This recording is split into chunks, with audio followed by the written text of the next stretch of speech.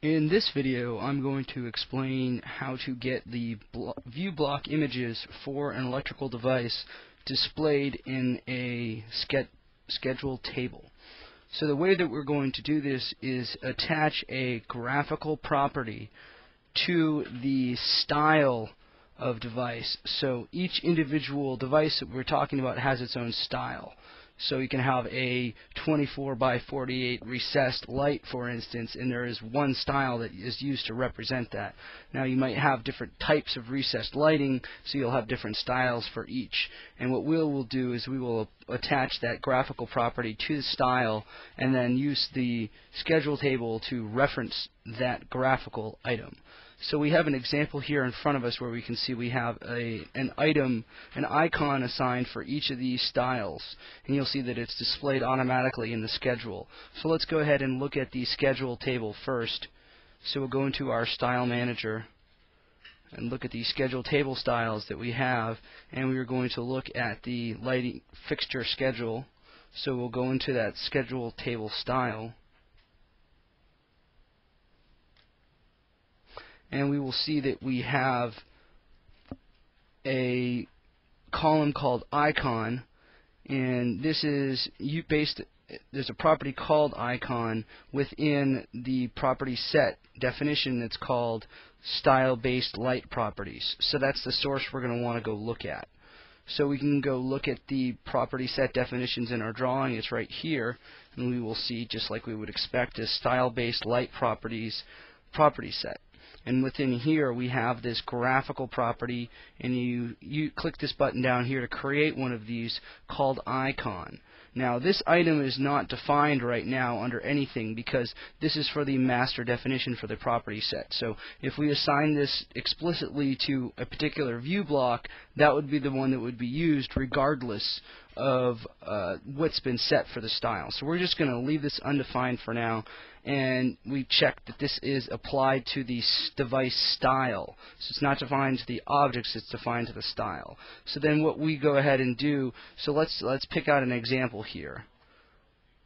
We'll use this junction box symbol. So we'll see that we have a couple of these in our drawing. So we'll see this is called, the style is called powered JBox.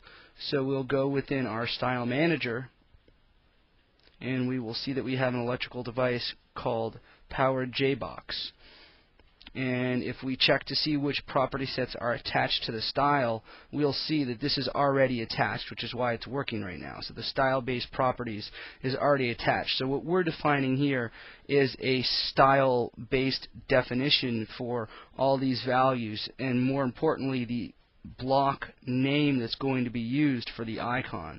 So the way to find out which block icon to use, if you don't already know, is most likely to use the top view block for this particular device style. So if I go into these views here and we switch to our plan, we'll see that we have this here, but there's also the text annotation J that needs to be included in here.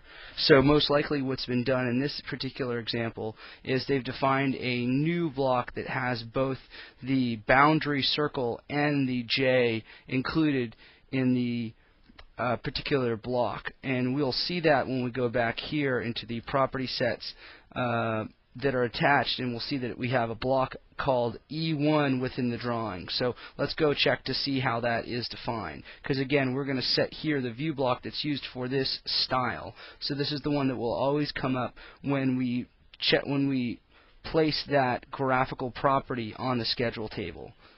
So if we go into our block editor, BE command, this is a quick way to get there, we will look for E1.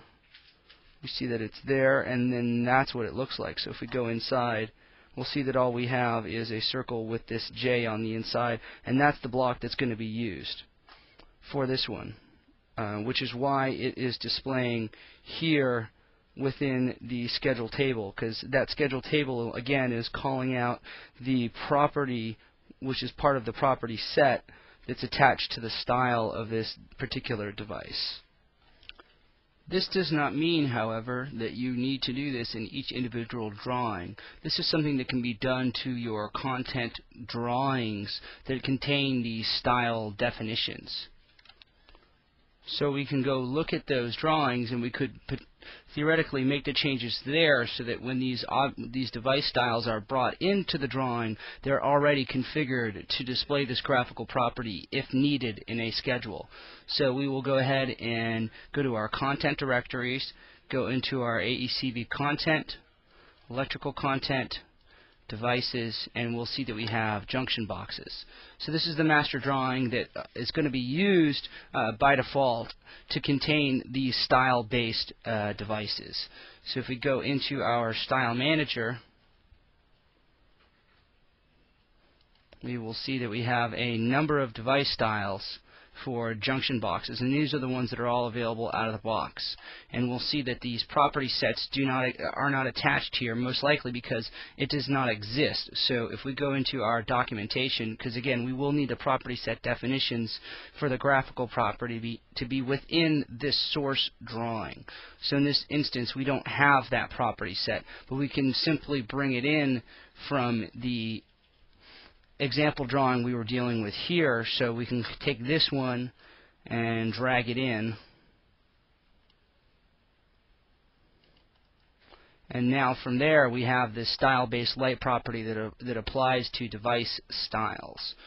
So if we go into, let's say, the square standard, the square junction box style, we can go here and we now have the option to attach this property set and define a block image that can be used. So I would recommend that you go here, and in this case we do also have an annotation block, so you will need to decide how you want to handle that block so that it's used to contain both the annotation and the boundary item for the particular device style.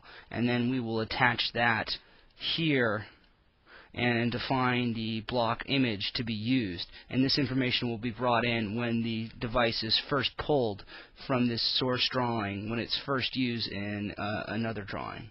And that's the best way to deploy such a change so that it can be used in all of your drawings.